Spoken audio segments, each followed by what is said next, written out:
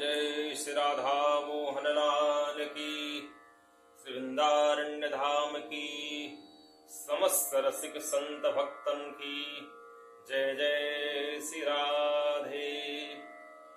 पुष्पांजलि श्री कृष्ण के एक एक सदस्यों के लिए बहुत बहुत शुभकामना करता हुआ, मंगल कामना करता हुआ आने वाली राधा अष्टमी की बहुत बहुत शुभकामनाएं आप सब लोगों के लिए। जितने भी कृष्ण भक्त हैं उनके लिए बहुत बढ़िया शुभ अवसर आ रहा है। इस अवसर में जिन्होंने राधा नाम की दीक्षा पा ली है तो उसके लिए तो कहना ही क्या है। उसके भाग्य की, उसके कर्म की, उसके जीवन प्रबंधन की क्या व्याख्या की जाए, वह श्री जी का कृपा पात्र है। लेकिन ब्रह्मविद्या पुराण के अनुसार राधा अष्टमी के विषय में कुछ हम लोग चर्चा करते हैं। राधा अष्टमी का व्रत, दुनिया में हर व्रत सुबह से प्रारंभ होकर अगले दिन खुलता है। एकादशी व्रत, त्रयोदशी व्रत, चतुर्दशी व्रत, पूर्णिमा व्रत, अमावस्या व्रत, राम व्रत है ऐसे। लेकिन किशोरी जी कितने सरल हैं, इसलिए इन्होंने व्रत भी अपना बड़ा सरल बनाया। सुबह इनका व्रत प्रारंभ होकर के 12 बजे किशोरी जी प्राकट हो जाएंगे, व्रत पूर्ण हो गया। बताइए कहां मिलेगा ऐसा व्रत। और कहते हैं व्रत के विषय में ब्रह्मा बाबा अपने ब्रह्मयुत पुराण में कहते हैं कि 1000 एकादशी व्रत करने के बाद उसको 100 गुना और कर दिया जाए, 1 लाख। 1 लाख एकादशी व्रत जो करे उसका पुण्य जो होता है वह पुण्य एक दिन राधा अष्टमी ठीक ठीक व्रत करने से प्राप्त हो जाता है। पूरे तीर्थों में वास करने का जो फल है, पूरे जीवन में जो तपस्या करने का फल है, पूरे जीवन में स्वर्ण दान, गोदान, जमीन दान, तमाम दान देने का जो फल है, वह फल केवल एक राधा अष्टमी रखने से प्राप्त हो जाता है। रखा कैसे जाए? करे रखने की व्यवस्था। राधा अष्टमी के दिन श्री जी प्रकट हुई हैं, और प्रकट कहां हुई हैं आप लोग जानते हैं, फिर भी हम लोग थोड़ी सी चर्चा कर लेते हैं। राधा अष्टमी महाराज वृषभान और कीर्तिजा कही जाती है। कीर्तिजा और महाराज वृषभान के गर्भ से प्रकट होती हुई दिखाई दे गई हैं, लेकिन प्रकट हुई नहीं। प्रकट कहां हुई? महाराज वृषभान नित्य यमुना जी में अर्चन करते हैं और यमुना मैया से प्रार्थना करते हैं कि हे स्वामी, हे मां यमुना मैया, मेरे ऊपर कृपा कर दो, मुझे कोई एक लाली मिल जाए। दुनिया में हर जीवात्मा, हर व्यक्ति पुत्र प्राप्ति के लिए देवर्षन करता है और देवी अर्चन करता है, पता नहीं कहां कहां मत्था टेकता है, लेकिन वृषभानु बाबा नित्य यमुना का अर्चन इसलिए करते हैं मुझे कोई पुत्री मिल जाए। जीवन में पुत्री का बड़ा महत्व है, और वो भी अखिल ब्रह्मांड नायिका, जगत जननी जगदम्बिका, गोलोक बिहारिणी, श्री कृष्ण की प्राणवल्लभा किसी की बेटी बन जाए, किसी की पुत्री बन जाए, तो उसका कितना बड़ा सौभाग्य होगा। बहुत परम सौभाग्य की बात। और वही सौभाग्य आज 2022 में 4 सितंबर को प्रकट हो रहा है, जो वैष्णव के लिए, जो वैष्णव जगत में अनंत पुण्य देने वाला है। और कह रहे तमाम वैष्णव के लिए वो उत्तम व्यवस्था मिलेगी, वो आनंद मिलेगा जिसे मन के आंखों से देखने के बाद पता लगता है। इसलिए कहें राधा अष्टमी के व्रत का महत्व बहुत महनीय है। इसके विषय में करें कि भगवान शंकर, ब्रह्मा बाबा भी वर्णन करने में असमर्थ है, तो मेरी तो कोई औकात नहीं कि राधा जी की व्रत का फल क्या होगा मैं आपको क्या बताऊं। मैं तो जो संतों से, महात्माओं से, जो शास्त्रों से सुना जाना पढ़ा वह थोड़ी सी चर्चा कर दी। राधा अष्टमी का व्रत बहुत महान है, उसके विषय में श्री किशोरी जी ही बता सकती हैं। इसलिए आप लोग व्रत रखें, और व्रत में कह रहे हैं 12 बजे तक राधा जी का श्रृंगार होना चाहिए। श्रृंगार में नए वस्त्र हो, नए वस्त्र के साथ साथ पंचामृत का प्रयोग करें।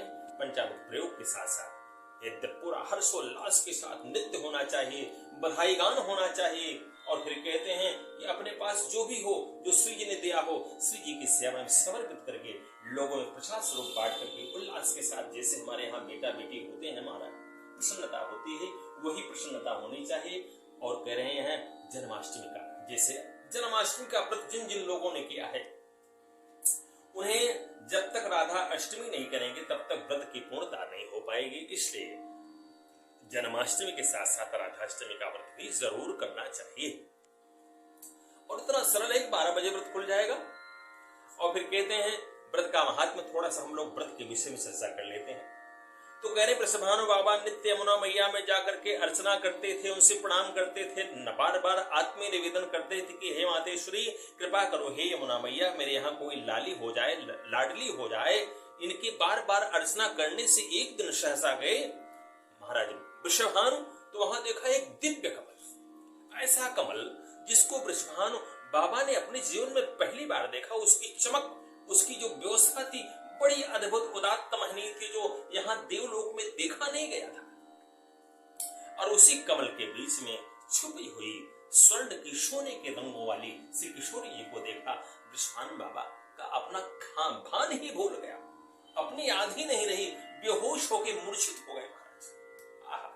वृषभानु बाबा ने दौड़ करके कमल को अंक में लपेट लिया और किशोरी जी को गले में लेकर के आए। और ले आने के बाद महाराज अद्भुत आनंद उमड़ रहा है, ऐसा मन करता है कि क्या लुटा दूं, जो भी हो सब लुटा दूं। इस भाव को लेकर के वृषभानु महाराज रावल गए, रावल माने महल की तरफ गए और वहां बधाइयां बजने लगी, वहां महाराज लुटाया जाने लगा। अद्भुत आनंद की बात महाराज, लोक लोकांतर के देव देवांगनाएं, गंधर्व, यक्ष, किन्नर सब लोग आए हैं, लेकिन आकाश मार्ग से किशोरी जी के यहाँ तो अष्ट सखियां हैं, अष्ट सखियों के अलावा किसी और का प्रवेश नहीं है महाराज। नारद बाबा ऐसे से महात्मा आज वृषभानु बाबा की गली में घूम रहे हैं, जो कभी फटकते भी नहीं थे। इस लोभ से कि किशोरी जी आ गए हैं और कहते हैं राधा जी की कृपा हो जाए तो कृष्ण प्रसन्न हो जाते हैं, कृष्ण की कृपा हो जाए तो राधे प्रसन्न हो जाती हैं। इसलिए शास्त्र कहता है कृष्ण को प्रसन्न करना है तो राधा नाम गाइए और राधा को प्रसन्न करना है तो कृष्ण नाम गाइए। दोनों अन्योन्यासित हैं, दोनों एक दूसरे के पूरक हैं। इसलिए कहते हैं राधा की कृपा प्राप्त करना है तो कृष्ण को प्रसन्न, और कृष्ण को प्रसन्न करना है तो राधा नाम का गुणगान करना चाहिए। इस प्रकार कहते हैं नारद बाबा ने कहा। महाराज नारद बाबा के जाते वृषभानु बाबा खड़े हो गए, देवर्षि नारद आए हमारे यहाँ, मेरी बेटी के भविष्य के विषय में कुछ बताएंगे, ऐसा सोचकर महाराज खड़े हो गए और दिव्य भव्य स्वागत किया नारद महाराज का बैठाए। नारद ने सोचा कि यहाँ और किसी का प्रवेश नहीं है, मेरा तो प्रवेश हो जाएगा, मैं देव ऋषि हूँ। इसलिए कहा कि महाराज बाबा मैं जरा इस आपकी लाली को एकांत में इसके भविष्य के विषय में कुछ बताना चाहता हूँ।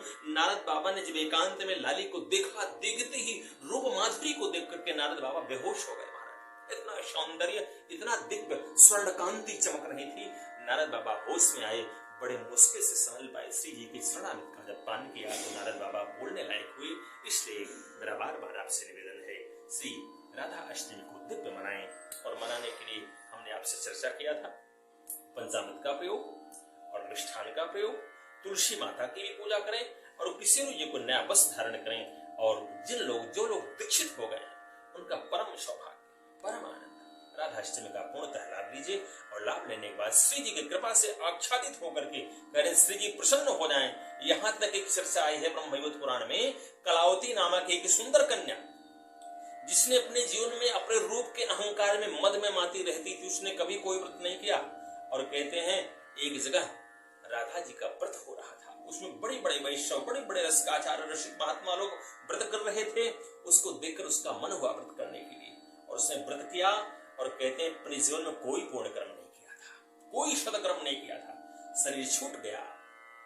मरने के बाद यमराज के लोक से यम के दूत आए पकड़ने के लिए। भगवान श्री हरि श्री कृष्ण के गोलोक धाम से उनके पार्षद आएगा, नहीं नहीं भाई ये तो हमारे यहाँ जाएगा। और कहते हैं उसको वहां ले गए। उसने देखा वाह, भूल से एक दिन राधाष्टमी के व्रत का यह परिणाम है, जो जानकर राधाष्टमी करे उसके व्रत की महिमा कौन वर्णन करता है।